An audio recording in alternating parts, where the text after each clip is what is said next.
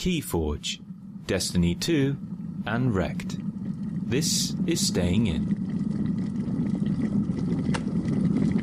I was watching a programme last night, and have you ever seen Eat Well for Less? Is that the one where they fill the fridge with kind of unmarked groceries? Yeah. Which are cheaper versions of what they usually have. Yeah, it's a really good idea for a show. A guy from London and another guy from London go around and follow people as they shop, and basically it's like, why are you buying Whatsits for £3 when you can buy Sainsbury's cheese puffs for 30p? And is it actually sponsored by that supermarket? No. I was just using that as surprisingly not sponsored by Whatsits. No, but I mean, like, because isn't that their slogan? What? Sainsbury's cheese puffs. Eat well for less. Eat well for less. Well, this is a big This is not what I wanted to talk about. This is not what I wanted to talk about. I was just trying to describe the conceit of not even the program that I'm talking about. Just what the system.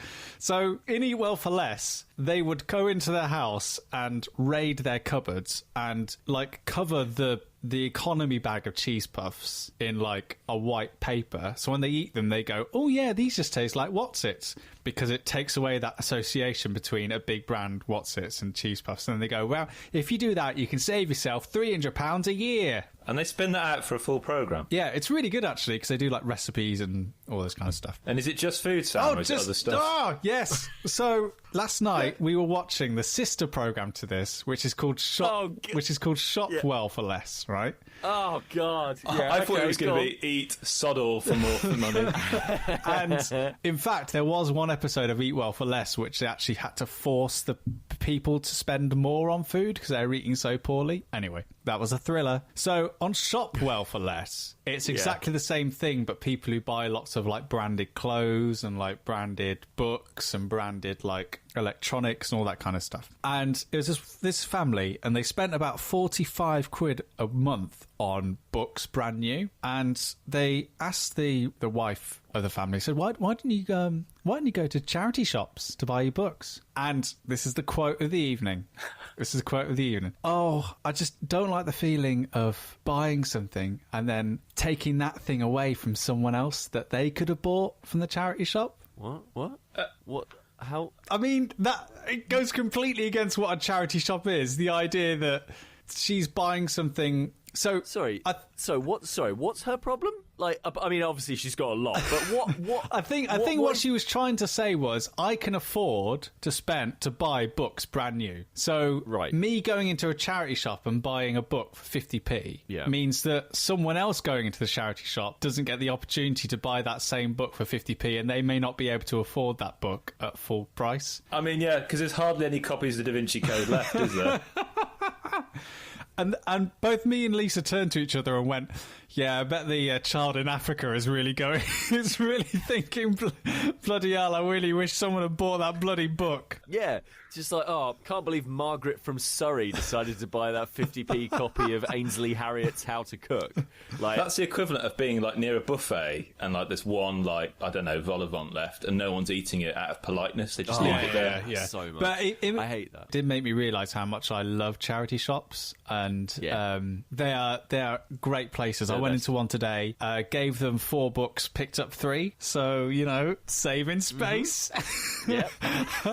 And I can't remember the last time I paid full price for a book. It was probably the Adventure Zone graphic novel, actually, was the last time I paid full price for a book. And some people probably wouldn't say that was a book, but when I ever go to charity shop, mainly what I do is, these days, is I do give them books, because I finally triggered that thing in my brain that make me realise I will never read many books again, so why am I holding on to them? Like, they're not trophies, so just read them, get rid of them. Some I'll keep that I genuinely think that I'll read again, but many others I won't. But the other day, for the first time ever, I actually gave some of my board games to my local charity shop. What? Which was a big moment. I mean, I've been trying to sell them for 2 months, but that's by the by. What did you get rid of? I got rid of a copy of Harry Potter Trivial Pursuit. Fair enough. Because, I mean, it's probably the only game I've lost the most at is that game, because I know sod all about Harry Potter. And I also gave them a copy of Smash Up, my copy of K2. Yep. Because both games that I have, and Lisa was like, "Oh, it's such a waste of money. Don't you think it's a waste of money? Like, you spent so much on those games and just giving them up." And like that logic is there, but then there's also the logic that I spent like 25 quid on Smash Up and probably like 30 on K2. Probably played them roughly maybe about 3 or 4 hours each, and then since then they've just been in a cupboard sitting there doing nothing. And like we went out the other day. We went out for my cousin's wedding, and we went out afterwards. I spent 30 quid in the pub afterwards, and to me, is that why you're watching that TV series now?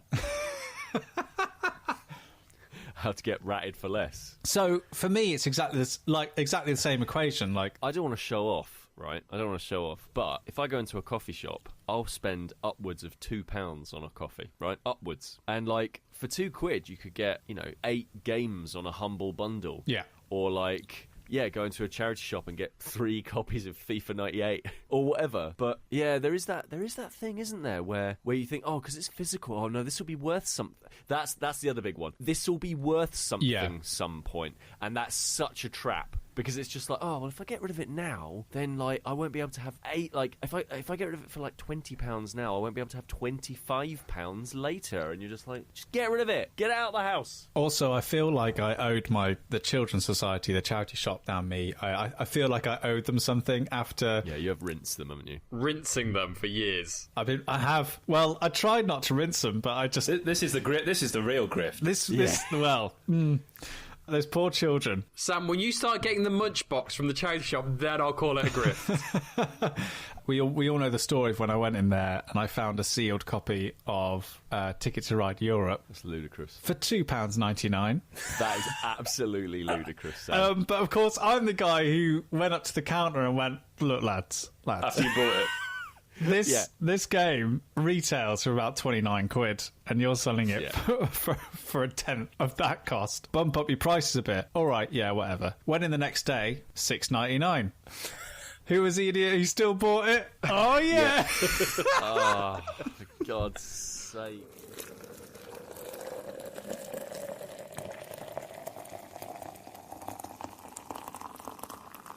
Of course, I think I've always got an ulterior motive. Always for donating stuff for a charity shop, which may or may not coincide with the fact that I've got 3 things on pre-order at the moment. What have you on pre-order? Go on, tell me quickly. I've got. Then I'll judge you. Are they all board games? Yep. Yes, they are. Oh, okay. I've got the one to actually no 4 things. One. Oh, yep. Well, one's a Kickstarter I paid for in June, which still hasn't arrived. So that's mate. Don't be coming to me with that. I've got Kickstarters that haven't arrived for 2 years yet. Shenmue 3. Dan's got one that's never going to arrive. Yeah. 2015. It's coming out next year. This time next year, I'll have it in my hand. But Dan, at least your Kickstarter didn't actually make it to England, but they forgot to take it off the boat, so it's gone back to the South Pacific. I got the update yesterday from the designer, and he was from the captain of the ship. Yeah, guys. So, good news: the board games made it to England. Bad news: someone forgot to unload them. Oh my god! I can't understand that.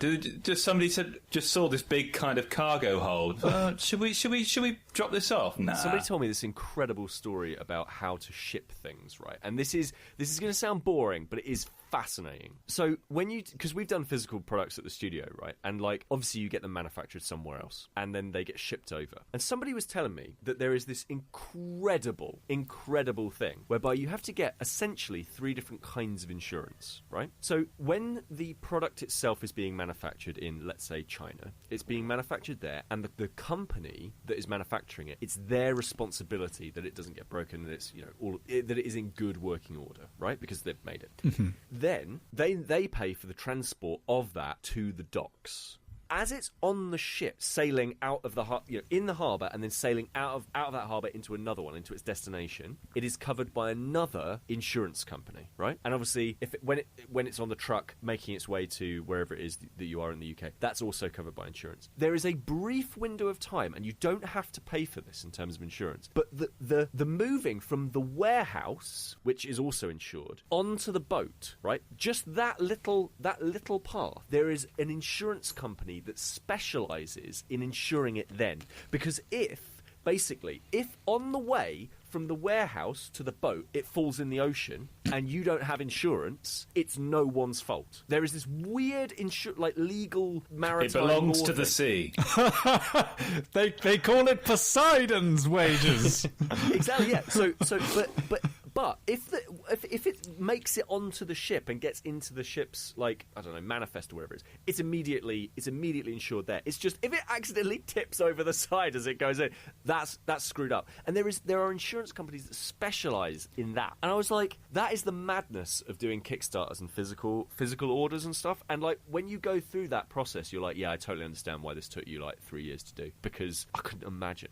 It's a logistical nightmare. We talk about a lot of stuff on this show. I never anticipated we'd spend our time talking about the intricacies of international shipping insurance regulations. I think that's fascinating, though, Dan. Don't you? I mean, there's literally a brief window of time. It's maybe 30 seconds where basically just if somebody balls something up, they're like, it's not my fault. But surely, if that was true, right? Surely there'd be. Which it is. Because I've seen season 2 of The Wire, yeah, which was set at the dockyards of Baltimore, yeah. And that's one scam they don't pull off, and they pretty much pull off every scam you could mention in the dock. And there's not like a guy with a net in the water. Oh dear, I hope these iPhones don't fall off the side. Oh, no. Are you sure they don't just keep missing that 30-second window? It's just too late. Yeah. Too early. It's true. But somebody who deals with this very, very regularly told me all about this stuff, and I was like, that is amazing. So there's that pre-order. yeah, go on. Yeah. And the most recent thing I pre-ordered was the upgrade pieces for Betrayal at the House of the Hill, which hopefully will be out in time for Halloween, because I want to have a Halloween games night. Yeah. A bit of Mysterium as well. Bit of Mysterium, Betrayal at the House of the Hill. Kris, I'm buying you and your good lady a game for Halloween. So, are you? Yes, I am. So wait for that. Feel left out, but all right, go on. Well, have you played Until Dawn? No. Okay, well I'll buy it for you. I don't want to. What do you mean don't want to? I don't want to play Until Dawn. I want to play nice games. Yeah, no, but that's come Halloween, come the end of October, you might be in a Halloween. spooky place. All right, okay. Hang on. This needs to be put to bed. What do you mean you hate Halloween, Pete? I hate it with an absolute passion. Do you hate it like my mum hated it? She thought I was going to get consumed by the devil? No. Okay. No. In rugby? Kris, my mum stopped me reading Harry Potter because she thought it was going to take over my soul. So if a book can do it, then rugby can do it. Rugby can do it in general. Yeah, no, I hate Halloween. I hate it so much. It's the worst. It's like, oh, let's celebrate spiders and skulls, and it's like, yeah, great, this is rubbish. What's good about these? And then but the blessed part about all of this is it's followed up very quickly by my favourite holiday, which isn't really a holiday, fireworks night. All right. Which is the nice thing. So I basically just suffer Halloween. So you don't enjoy the celebration of death, but you enjoy the celebration of someone's death. I Go on. Hold on. What? The Day of the Dead. I was going to try and pronounce what it actually is. The Day of the Dead. That's awesome. That's really, really cool. What I don't like is I don't like Halloween, which is not a celebration of the dead. It's a celebration of how can Clinton Cards sell you a looking costume at £27. Is it worth disclosing that you used to work for said card company? It might very and well you're not at all embittered by this. I'm not as passionate in my hatred of Halloween, but I'm kind of with Pete. I've got no interest in Halloween. I've never had an interest in Halloween. For me, it's just a thing, as you say, about selling kids costumes and stuff. And when Toby gets older, I hope he doesn't want to go trick-or-treating, because I don't want to do that. I don't have to take him round. People say, "Oh, what are you going to do for Halloween? What are you going to do for Halloween?" Sit in my house with the lights off. Hang on, no. Do you any of you guys ever kind of have like bowls of sweets to be able to give to kids? Because I never do. No. Yeah, I do. Yeah. Really? See, so what you're doing is the key component of Halloween, which is trick or treat. Mm-hmm. No, he just eats them in front of them. Because you're not a child.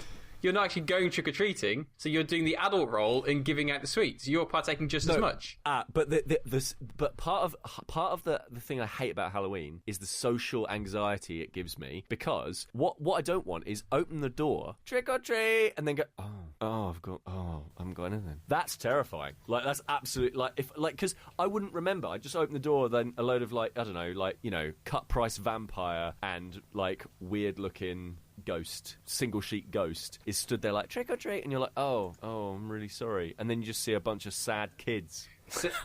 See, I don't run into that problem because generally on an evening, if someone knocks on my door, I'm not going to answer it anyway, regardless of Halloween or anything like that. I just won't answer my door. Wow. It reminds me of and this is not Halloween, it's a Christmas thing, but this I remember hearing on radio too about this guy talking about how he would dress up as Santa and go on the back of a truck, and he would drive around getting money door to door for charity, local charity. And he'd say he'd drive to this particular suburbs area. They'd drive to the road as they're just pulling in, and slowly all the lights in all the houses would slowly turn off in sequence as he was driving. Yeah. I picture that being where you are in Bristol on Halloween night. Just all the lights just turn off. I mean, I wouldn't turn the lights off. I wouldn't just sit in darkness, but I'd just ignore the door. I've never ever encountered trick-or-treaters. I don't think I've ever seen a Halloween card in the shop, Pete. I just like watching Halloween-themed stuff. Like, on series they'll have like a Halloween-themed episode. Like the Treehouse of Horror, a stalwart of The Simpsons when I was a kid. So that's why, I mean, this is going to be a surprise, but you forget about it between now and the end of October. I was going to get you and your lovely lady a copy of Until Dawn to play together on the sofa during the spooky times of Halloween. That's lovely. Thank you, that's very kind, Sam. That's item 2. Right, item 3 is... The postman forgot to post it through the door. Christ. I like the fact that this episode is just going to be what Sam pre-ordered. Wasn't Sam really nice donating stuff to charity, and then, oh my god, Sam spent all that money? Yeah, the third one is a roll and write game called Welcome to Your Perfect Home, which I don't really know that much about. So why have you bought it? Great. Because, Dan, I don't have a roll and write game, and it's meant to be one of the best new examples of a roll and write game, and the price was good, so I bought it. To be honest with you, Dan, I thought it'd be out by now and I'd have it, but it's not. So, I thought it was coming out at the end of August, and it's still not out, so... Hang on, when you say, is that do you mean roll and write, as in three roll and write, or is it made by someone called Roland Wright? No. No, if I was a board game designer, that's what would be my name. Hello, I'm Roland Wright. Actually, that's a good XCOM name. Not Roland Wright, Roland Wright. I've already got Roland Move, so I'll write down Roland Wright.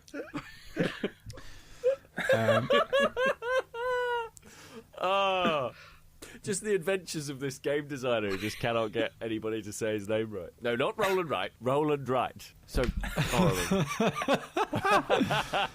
And then even when they do get it right, is that right with an R or right with a W? Oh, for heaven's sake! Oh, for heaven's sake!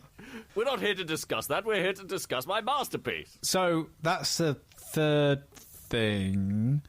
And like a roll and write game is a really interesting thing because you get basically like a piece of paper and you roll some dice, and everyone has access to the same outcomes of what's on the dice, and they use that to like write things on their sheet, like filling in certain criterias and filling in certain things. So it's meant to be a really interesting version of that. And the fourth thing is the big exciting thing, and it's the SEO of this podcast, so why not talk about it? Go on. But it's KeyForge, which I've already spoken to you, Kris, about. I've already spoken to Pete about, but not you, Dan. And I think KeyForge, right? Is this going to be one? Dan, I think this will be right up your street. No, I don't. No, I don't. The only reason I think you might show some sort of interest in it is that it's the complete opposite to everything that Magic is. And I'm listening. It was designed by the same person who designed Magic. You've lost me. It's smart though, right? Like in terms of it's not like a deck building game. No. It's more of a like you just buy it once or something. It's a deck buying It's a game. really interesting premise, yeah. So Richard Garfield is a guy who made Magic 25 years ago, and he's not really made very many games recently. I think he has, but it was a children's game featuring bunnies, or He's actually made loads. It's just that none of them are as Are you popular thinking of as... Bunny Kingdom, Sam? Yeah.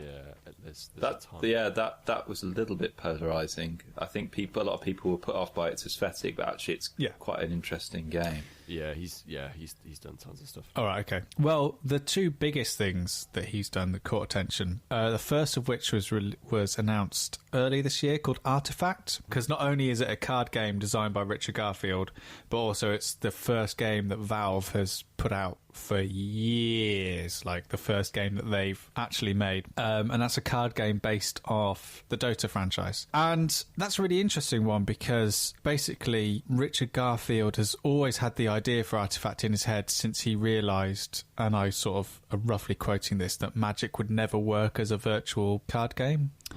Which is a super interesting thing because that's all Wizards of the Coast want Magic to be now, is a virtual card game. And so then KeyForge comes along, and it turns out that KeyForge is everything that Magic is not, in terms of like it's not a collectible card game. It's not a card game that you can trade. It's not a card game that you can build your own decks. It's not a card game where there are monthly cycles of like new decks coming out or anything like that. It's a complete opposite to everything that basically... It's not a card game. It's not even a card game. It uses holograms and stuff. So essentially, Dan, KeyForge is a game where every single deck you buy will be unique. If I was to buy a deck and you were to buy a deck, they'd be unique. If you then to buy another deck and I was to buy another deck, those would be unique to the other decks we would buy. And no matter where you are in the country or in the world, if you go into a shop and buy a KeyForge deck, it will always be unique. No one will ever in the history of KeyForge will ever face up against a deck that has the same cards in their deck that yours does. And crucially, that deck is a constant. You can't add cards to you can't add cards to it. You can't take cards to it. If your deck's a really good deck and it works, congratulations, you bought one of those decks. If it doesn't, then sorry, you spent £8 on a deck that... And that's the sort of crux of what KeyForge is. So each deck is absolutely unique. Each back of the deck is absolutely unique. So unlike Magic, where the back's been the same, the back of the cards have been the same for the last 25 years, with KeyForge, each deck back will be unique to it as well. And... How so? Because if they sold 500,000, they'd have 500,000 different designs. Yeah.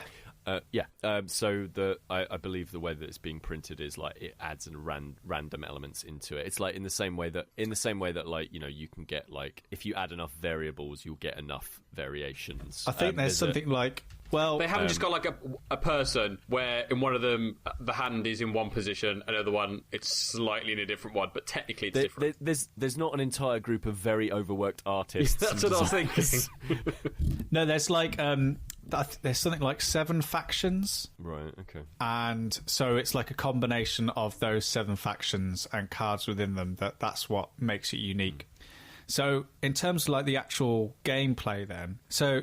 They've really thought about this. Like, they obviously want it to be the next big tournament player because each deck has like a QR code with it. So even if someone's really clever and can like print off their own combination of stuff, if the QR code doesn't register back to the central Fantasy Flight thing of a tournament, then their deck just gets completely expunged. They can't play. They even have this mechanic called Ascend. Like, if you go into a shop and buy a deck and it's like the best deck, it just is the best combination of and it just wipes all other decks aside, and you go into competitions and start winning everything just because you bought that deck, Fantasy Flight will then essentially kill it, and then it ascends. So it basically becomes like a deck that can never enter any more tournaments. Like when they scan the QR code, it'd be like, no, sorry, mate, you can't play that deck. It will just become like a legendary deck that no one else can play with ever again, and then like the cycle just starts again. So not only is like the construction of the whole game completely different to how Magic is put together, but also the gameplay. So there's no mana system, so you don't rely on any sort of luck to draw your cards out, which for me is, if you're just starting to play Magic, it's the massive hurdle because like you're sitting there and like, oh, I've got this massive cool monster, can I play that? Actually, no, you can't play that. What about the no? You can't play that. You need to sit there and wait 5 turns, and hopefully you'll get enough land come out. Yeah, to actually do what you want to do. So there's none of that in KeyForge. You don't have to rely on any of that. Sam, are you tempted? You're talking a lot about tournaments. Is this something you could envisage playing in a kind of tournament capacity? Do you think? Yeah, because it feels to me like a game that relies a lot more of my skill as a player than it does my skill of balancing land ratios and mana points. Haven't they essentially replaced a grey market of buying single cards to buying a whole buying a whole new pack each time? Yeah, but because you don't know what you're getting in a pack, I guess there'll be like a grey market of this is the pack that I'm selling and these are the cards that are in it. And if you know enough about the mechanics, then you can know enough. But this is the other great bit about how KeyForge works. So there's no mana system, and the other thing about it is at the end of your turn, you always draw your hand of cards up to 6. So it means that you could be playing your whole hand in a turn and then drawing back up to 6. And then when your deck is depleted, all your discards go back into your deck. And you've only got like a 33 card deck or something like that. So unlike Magic, where unless you're playing a very specific type of mechanics, you'll be lucky to ever get to the bottom of your deck. Maybe even you'll be lucky even to get half the way through. Yeah. The idea of KeyForge is you're going through the decks multiple times on your turn, so you're never waiting or relying on luck for that one great card to come out and affect your game.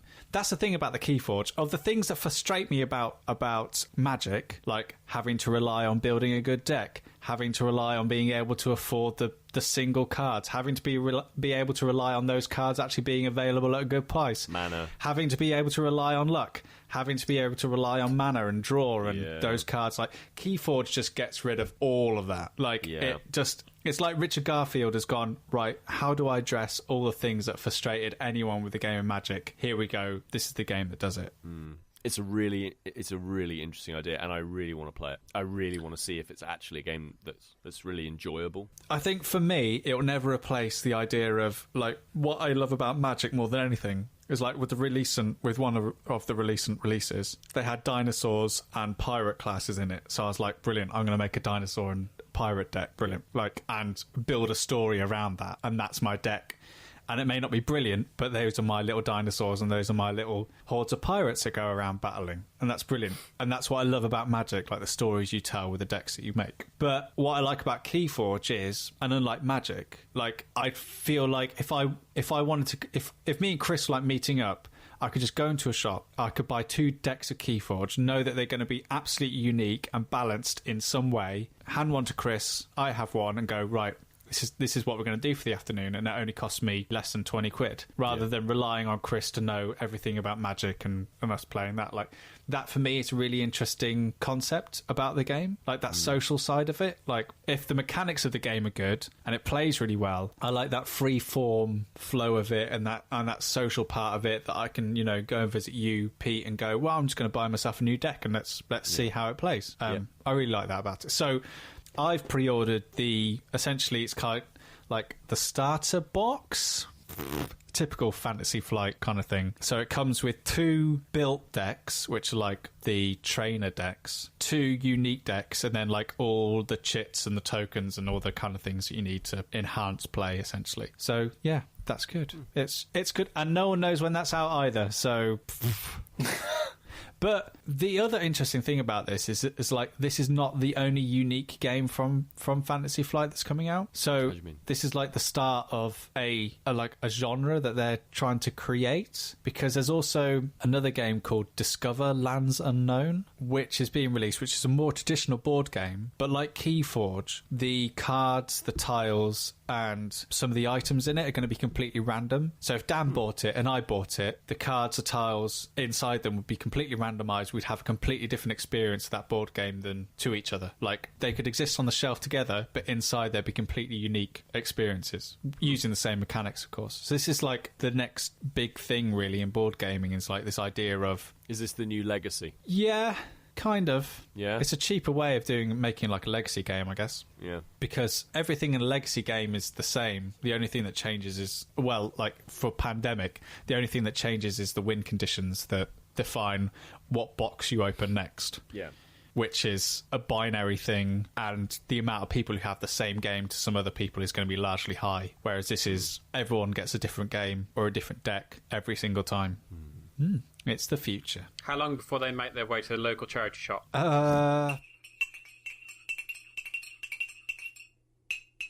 It was a good PS Plus month, wasn't it? Oh, Did great. you guys download all of them?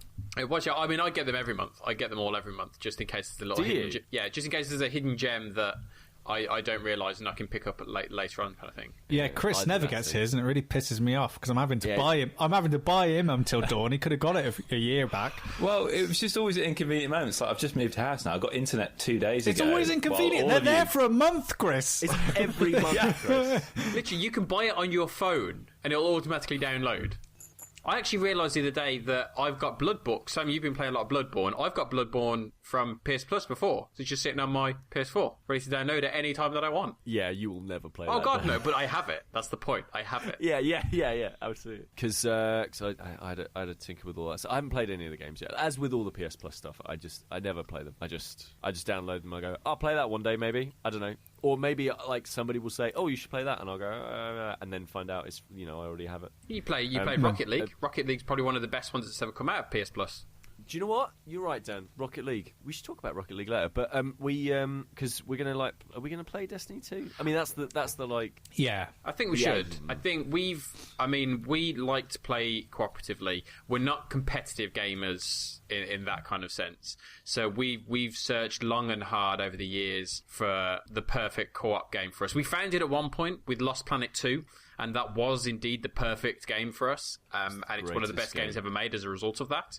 It really is. Unfortunately, I think we actually played it twice. I think Pete, me, you, and Sam played it, loved it, and then Chris, at this point, you didn't have a PS3. So when you got a PS3, we all played it again and still loved it. So good. So yeah, we've tried so many games over the years. Some have worked to an extent. Others haven't. We've had good times with stuff like Rainbow Six Siege, Rainbow Six, GTA. But there's been some duds. There's been some duds as well. I think the most recent one was Payday 2. That we tried. It didn't really work for us. I think it was like a wet fart. Destiny 2 could well be a great game for us to play.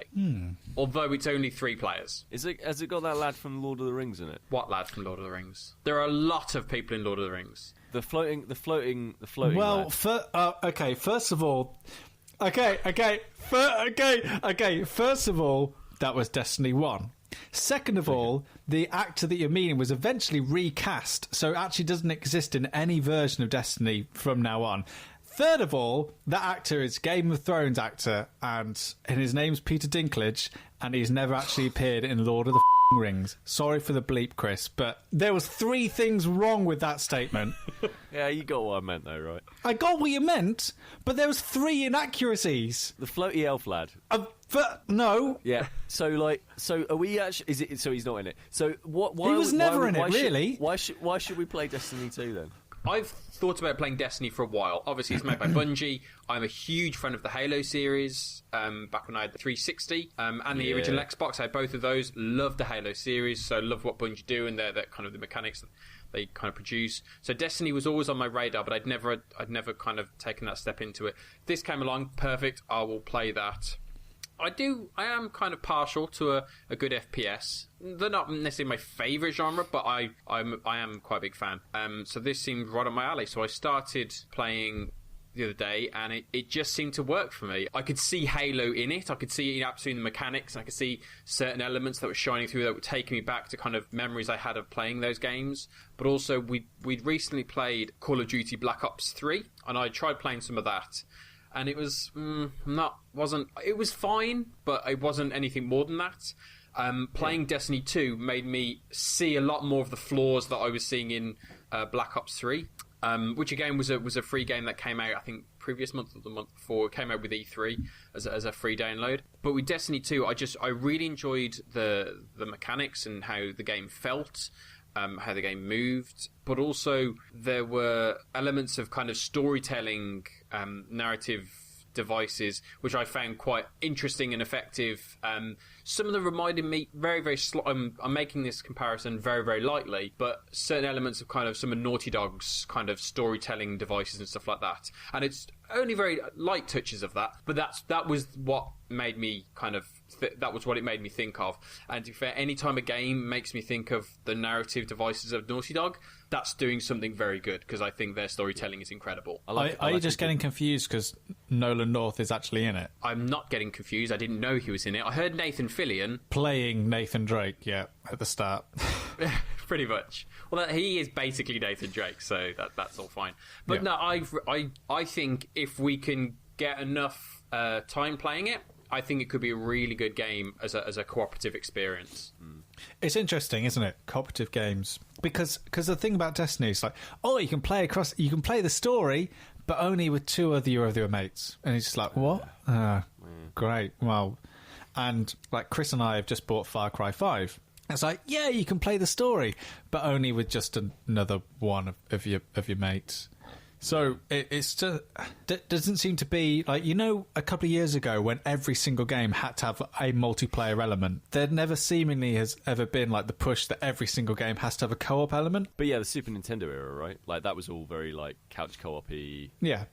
Streets of Rage and Final Fight and all that sort of stuff. Yeah, and I think there's definitely, because obviously with A Way Out, but that felt like a big thing because it was designed to be played with another person. They put everything in place so another person could play it with you, and it just, that unfortunately is like a grain of sand on a beach these days. Like, it's really difficult. I think Far Cry 5 is going to be really interesting. I think me and Kris will really enjoy it and get a lot from it, but there's weird things in it. Like, if I host a game, then only I make progress in the game. Kris is just helping me along it. If Kris hosts it, I hate that stuff. It's just like, those are so simple to not simple to fix, but so simple to spot the problem there. But like, I think as a feeling as a player, like, that makes Kris or me, whoever's like contributing to the game, just fit what part of the story. Like when me and Kris played Dead Space 3, like, one of us plays as Isaac, the other person plays as Carver, who is such a forgettable character that in cutscenes he's cut out. Like, you're not even part of cutscenes. You just disappear and reappear whenever the game suits, because he's just like, well, he's just a co-op person there. And even though I love the fact they put co-op in it, it just... But there was something really good about the way they did it in Dead Space 3, while I remember, because Isaac suffers from lots of hallucinations, and there was stuff that either you could see that I couldn't see, or vice versa. And I remember taking a screenshot of what I could see and sending it to you, and it was completely different to what you could see. The level design looked slightly different to what I was seeing because you were hallucinating, which I found quite an interesting touch, really. That was good. So hopefully Far Cry 5 will be a wonderful thing. And again, it's one of those things where if we're really enjoying it, then there's no reason why, Pete, you can pick it up as well. And it's just one of those things where if we've all got it, then if there's a night where there's only two of us around, Sam, why don't you come and help me with this mission? Or Dan, why don't you go and help Kris with this part of Far Cry 5? Because it's an open world game, it's a lot more about just bumbling around, chatting, catching up, and maybe doing a few of the side missions or stuff like that. Unlike Destiny 2, which is a lot more like, we're going to be jumping into this mission and defeating this boss and sorting this problem out, and narrative. What I love about games like Far Cry 5, not necessarily from a narrative point of view, but how they're constructed to play with other people, is it's a lot more just relaxed, and we can just explore the environment if we want, rather than shooting religious cultists. Last 3 weeks ago, I was at Gamescom, and I know, in Germany, in Cologne, and I managed to go and have a wander around the show floor and be amongst the unclean, and then managed to retreat back into the business section, which is where all the industry people are, and they're going, "Oh God, thank Christ, my people." Genuinely, like I say that very facetiously, and it is awful. But when you are out in it, you are reminded, as somebody who, because we've been around games a lot, right? Like, and like some, for example, like Sam, you've done criticism based around them and stuff. I like have. That. I've done criticism as well. Just no one's paid me to produce it. Oh, Dan, I never got paid. Oh yeah. But you know, we've all been to an industry event, for example. Like we've done that. We've seen how that stuff works. When you definitely have a very different perspective on the games industry when you're outside of it. Yeah. And so going around those halls is an abyss. But it is incredible to see. Like, you do see the passion of like a bunch of people who just absolutely want to see the new Anno game from Ubisoft. They're like, I will stand here. Like, there were literally What's people Anno? Anno is like a management shipping lane game. It's very good. But for example, it's great, mate. You genuinely love it. We've got to deliver this Kickstarter exactly. package. Oh no, it's fallen in the water. Oh no, that wasn't even insured. I mean, Game over. I mean, in a lot of ways, it sort of is that. But I mean, to put it into perspective, the Spider-Man game, which is like out pretty much now, there were people queuing up for 5 hours to see it 2 weeks before the game came out. Like, it is incredible, just like how much people love that stuff. But I saw all that sort of stuff, all the biggest video games in the world. The best thing I saw is a game called REKT, REKT exclamation mark. It's actually already out. It's on mobile. I actually played the Switch version. Yes, which the guy was showing, and it's basically. Sam, is that just your Rocket League reaction any time any of us just says the word Switch? yes. Is basically like. Sam, will you switch off the light? Yes. Yes. Love it. Would you like to switch your energy supplier to... Yes! It's from a company called Little Chicken, and they were showing it on the Switch. Yes. And it's basically like the controls of Rocket League in an arena, but imagine that, Sam, Yeah. combined with Tony Hawk's Pro Skater. Yeah, that's what it looked like to me, actually. Yeah, it's real cool. What is it that's going to finally trigger you to get a Switch then? Because it's seeming to me like the games that you've always wanted to play in this way are finally like the Switch is finally becoming the place to play like the interesting indie titles, really goddamn complex, like an interesting Nintendo titles and first party titles. And I mean, like with the release, and I hate to bang on about it, but with the recent release and port of Into the Breach, like before that, the developers of Faster Than Light, Subset Games, had not even thought about porting that to the PS4 or Xbox or anything like that. They just kept it on PC and mobile, and that was it. And then suddenly, out of the blue, like, yep, Into the Breach is now on Switch. Like, it is becoming the place for those interesting and unique games to live. Definitely. I think so REKT might be I think like it is definitely a game that I look at that on the Switch and go, this is now a device which has so much stuff that I would like to play more of it. Like, so for example, I talked with the developer, and like they're not ruling out like a PS4 and X1 version and a PC version, all that sort of stuff. They're not ruling those out, but like right now the Switch version is the only one that they're actually doing, and it's got the control method I want rather than like on mobile. So I actually probably would I would much prefer to play it on a controller like a Switch, for example. So yeah, I mean, I actually think this small little indie game will be the one. I mean, most people, it was Breath of the Wild and Mario Odyssey, but for me, it might end up being that, which is kind of bonkers. Yeah, so I don't know.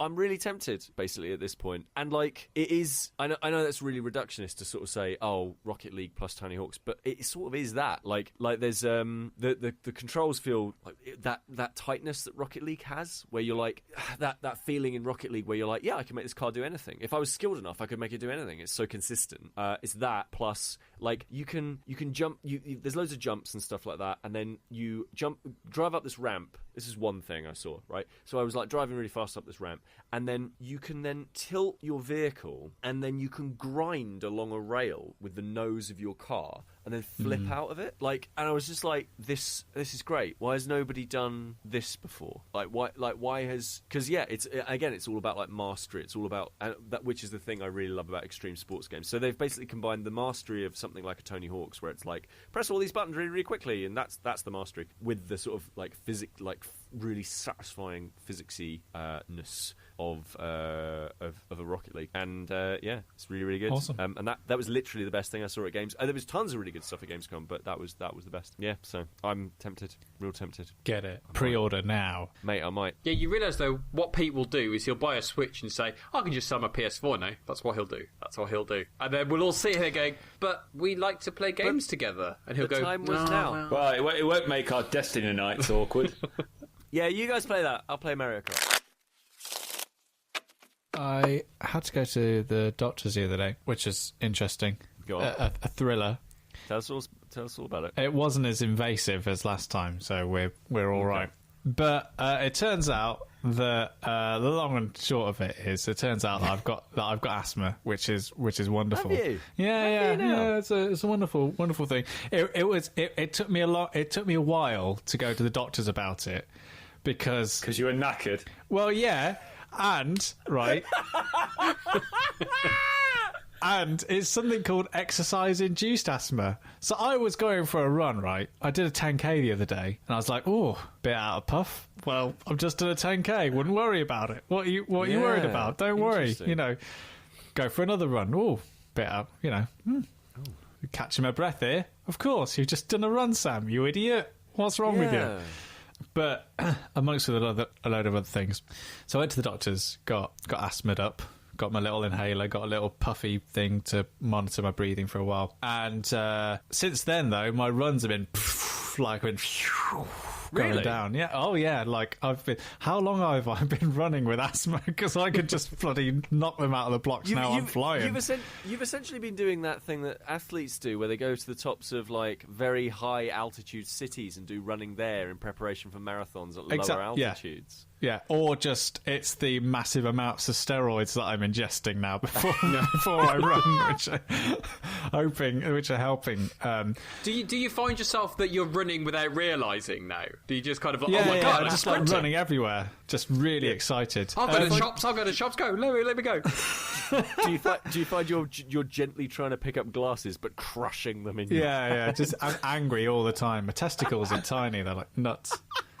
No, actually, Dan, what I've done is I'm so hyped on steroids that I've just like cut a hole in my car, and now I'm just like Flintstoning to work every morning. Just like, actually, is this a good time for us to update Around the Houses challenge? Because I feel like this is something we started off at the start of the year, and we were like, yes, we'll update you every month to how we're getting along, and then it's just we'll do an update halfway through the year, and then. I think because we hit a bit of a fallow point where much of us did naff all. We've kind of forgotten about it. We were asked about this on Twitter. Someone did ask. A good friend of the show, Adamski, on Twitter. Yeah. He asked us how it was going, and we gave him an inkling that it was still going well for 3/4 of us. Well, it's going well for all of us. Pete because Pete never joined in. Yeah. Because he doesn't believe in cardio. How did the lack of cardio work with you climbing the mountain, Pete? I was absolutely fine on the mountain. No, I was fine. I was absolutely fine. I'd done exactly the amount of preparation I needed to for the mountain. Exactly. It was okay. I was definitely tired when I got down. I wasn't like. Well, we were all tired. Well, yeah. It didn't destroy my legs as much as it did last time. No. Like I wasn't in agony. No. Just a small amount of pain. I remember the first mountain we did, the next morning I couldn't walk. Well, that's because after we climbed the mountain, there was supplementary walking. Which was... Once again, I apologise.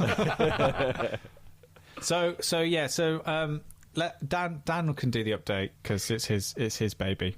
Okay. We'll do a very brief. We won't mention the fallow months because I genuinely did have an injury and was running with asthma. So I didn't have asthma, but I also did get injured in some sort. So we'll just like cross off the last couple of months. It'll be fine. We were quite far apart at one point, but we've kind of bunched together. Me and Sam are kind of neck and neck at the front of the pack. Kris, you're a little bit further behind, so just to give you some numbers, Kris, you have currently run just shy, or travelled or cycled or whatever it is, just shy of 489 kilometres. Wow. Whereas, Sam, you have gone 526.4 kilometres, and I am just ahead of you, so I'm just kind of just in your viewpoint ahead on 527.9 kilometres. But do you want to know whereabouts we are now? Yes, That's the important thing. Where in the country? So we established that because we actually started pretty well, maybe we should have not. Maybe Yeah, we're good smashing it. we established that because we started quite well that we'd actually go the longer route around, and the longer route incorporated an additional stop in Aberystwyth where we all met. So we agreed to do that. So that fell between Chris's house and Pete's house. And I can confirm that all three of us have now circled past Aberystwyth. So, good. So, Kris, you are just outside of Aberystwyth. You're fairly close, a couple of kilometres away from Devil's Bridge. Oh. Yeah, that's 3 bridges on top of each other. Yeah. Whereas Sam, obviously, we're pretty much in the same position. So currently, we're kind of still running alongside the River Wye in an area called Rayada. But also, let's not forget that the fourth member of our party has done some cardio. We climbed a mountain. So Pete, you were also on the map. Yeah, but and he did 60 kilometres on our Euro trip. Okay, well, I haven't factored that in because I didn't know that, so we're just going to go without that. And Pete, you are currently... Just forget that. You did know. We told you. We told you on the Euro trip thing. We part said, of those kilometres where he absorbed a bike into his but system. I haven't... Yeah, but I've done all the calculations for this. I haven't factored in Pete's extra time. Okay. No, it's got to be official. We can't do an update for the first time in 8 months and it not be a fish. So we'll come back to you. I just wanted to finish my doctor's story, which was, so after I'd been to the doctors and got my asthma sorted, about a day later I got a text on my phone. It's like, what the doctor's testing me. He says, how likely would you be to recommend your GP surgery to a friend? Text 5 with very likely, or 1 with not likely at all. So who are these people going around like saying, cracking GP surgery that went, just like breaking people's arms and recommending them at great GPs? Well, it's like that time I told you, didn't I, when I went to the doctors when we were at university because I thought I'd got gastritis, which I ended up having, and the doctor was listening to my story. Isn't that after you drank a bottle of Jack Daniels? That was my birthday. That was Pete's 21st birthday. And when you're in close proximity to Wellington, you do stupid things. And that was the stupidest thing I've ever done. I had to have Gaviscon for about a year and a half afterwards, daily. I couldn't have anything vaguely acidic, like half a pint of Coke. I just feel really ill afterwards. It was horrible. So but I went to the doctors and I explained my symptoms. Basically, drunk too much, idiot, don't do that at home. If so, use mixers, because I didn't. And the doctor said, this is very interesting. Do you mind if I record this? And he put out this video camera tripod. Yeah. Do you mind if I record this just as a case study? Okay, that's and I said, okay, yeah, fine. I was in so much pain. I was hungover. I was like, yeah, whatever, doctor, that's absolutely fine. He said, do you mind coming in again? So, because we studied drama, I just went into the usual routine. If I had to go out the room, what's my motivation? motivation? On the camera, get into character, knock on the door, come in. There's a camera over his shoulder, red light there. Sit down, have to repeat the entire conversation verbatim. Oh my god, I really want to see that video. Jesus. Just a really hungover and ill 21-year-old. I love the idea that he couldn't just go like nobody watching that video is thinking, I don't believe this. Yeah, that he started filming from the moment Kris walked in, this is going to be a good one. Got a good feeling about it, so I'll just hit record just in case. So Adam sent us a question. Adam, thanks. Yeah, so how can people send in questions, Pete? I told you this last time, Sam. But I always forget. He's got a pen and paper now. Yeah, hang on. Forget. I've got... The conceit of this is so tortured. It's so quite magical about it. stayinginpod@gmail.com. Good. You can also you can go onto Twitter or Facebook and DM us as well. All right, I might do that. What's the name on Twitter? Can't forget. @stayinginpod. Okay, cool. Yeah. Okay, good. Is that all one word, Pete? So the question is, if you were to go on Mastermind, what would your non-gaming specialist subject be? We want specifics here. Quite demanding. For example, quote, the TV comedy drama Minder, series 1 through 6. Okay. So, oh gosh, non-gaming. Okay. Can you guys come to me last on this one? I think I know what mine would be. Mine would be, so imagine I'm sitting down in the chair, dum, and it would be like, all right, Sam Turner, your special subject would be the stories of Christopher Darby from birth to now. I feel like that would be like, of everything I've been overexposed to of my 32 and a half years of life, that would be the one thing that I feel like I would know a lot about. Yeah, it's because I tell the same 3 stories in different ways. I know, Chris. I know. Well, I think, Chris, you've got to come up now with a question to try and stump Sam. Oh, who God. claims he knows everything about your stories. I don't know about everything. I just think that in terms of subjects, that's the thing I know more about than... Because I have great general knowledge. I know lots of little things. I know little things about a lot, but I don't know a lot about one specific thing. So I was just thinking of the thing that I'm exposed to more than anything, and that's the stories that Chris Darby has told. All right, then. I'd say something to do with... Something to do with, got to be specific. Who are featured in... Friends, celebrity guests will be mine. Friends, celebrity guests, right? That's really easy, right? Google. I can ask you a question on celebrity guests of Friends. Which celebrity appeared in a film set in World War One opposite Joey? There we go. So he's very good. There we go. The someone who spits in his face. Yeah. Tins of tuna. What celebrity does Joey audition in front of with a full bladder? That would be Jeff Goldblum. Correct. Very good. This is really Such good. a good scene. Which celebrity arrives at Phoebe's bachelorette party as a stripper? That would be Danny DeVito. Okay. I'm trying to find one that you're not going to get. Well, clearly, I'm very good at this topic. What celebrity played the father to Ross's young girlfriend, who Rachel also began to date? That was Bruce Willis. Yeah. Oh my God, Dan. Okay, what celebrity was Ross's number one pick of celebrities he was allowed to sleep with? Number 1 pick? Well, just one of his. Oh, Isabella Rossellini. Or Winona Ryder.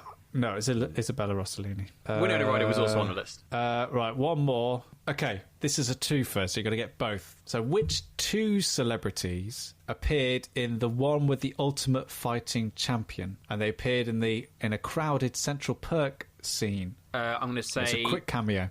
Billy Crystal and Robin Williams. Correct. Well done. Jesus Christ, Dan. You actually should go on, like, Yeah, Mastermind. you actually should go on Mastermind.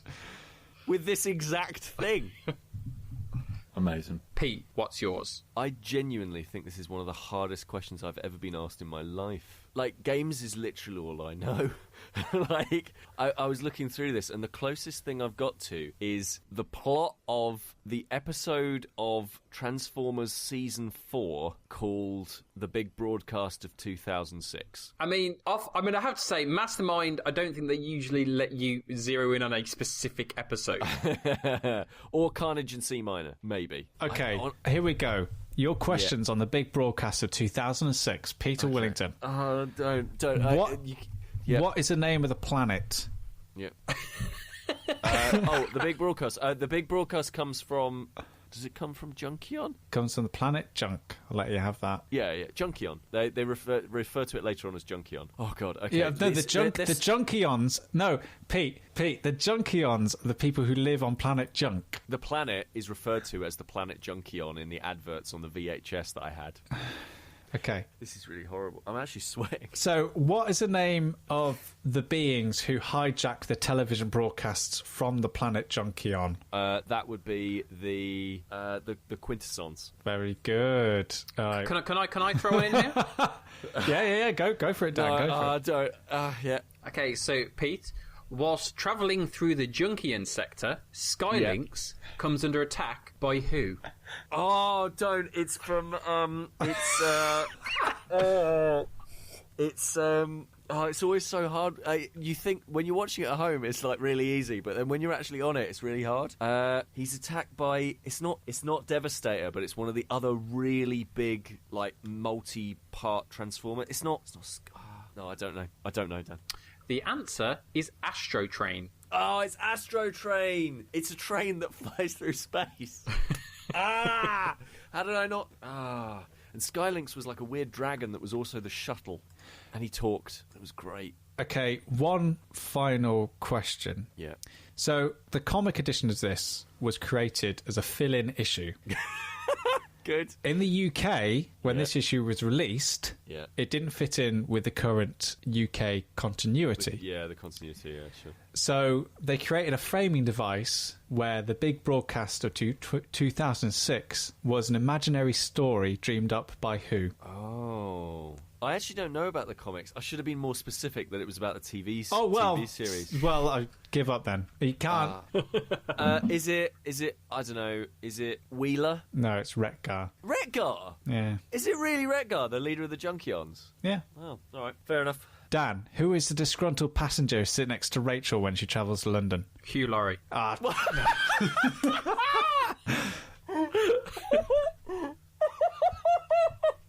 Who's the gay Canadian ice dancer who Phoebe helps get US citizenship? Steve Zahn. Dad, this is so weird.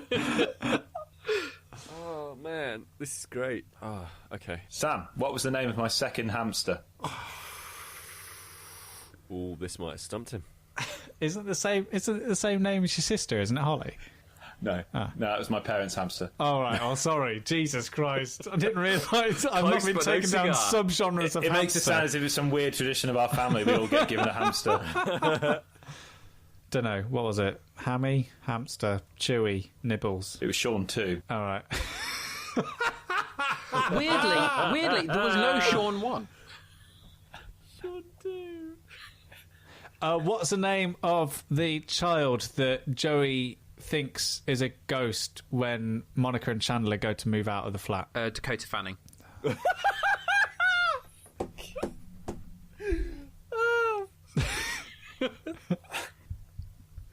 I think my specialist subject would probably be Tintin, the works of Tintin by Hergé. Yeah. I used to read those quite a lot when I was younger, I'd say. I haven't read them in a while. Just throwing that in as a caveat. What is the... so there's some bad guys and they're smuggling drugs in the story where he meets the captain. So Captain, you're thinking about the crab with the golden claws. Yeah, what's the meat that's meant to be in the tins? Well, it was supposed to be crab meat, but actually it was heroin, I think they were smuggling in it.